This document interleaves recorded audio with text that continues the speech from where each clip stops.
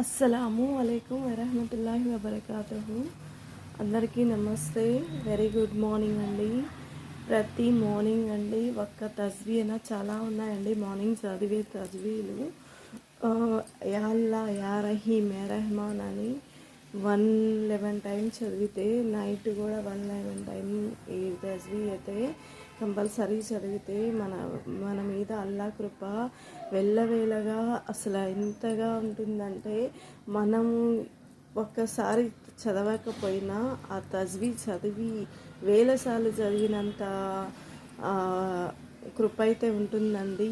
అంత ప్రేమతో మనం అల్లాని గుర్తు చేసుకున్న పేర్లండి అవి.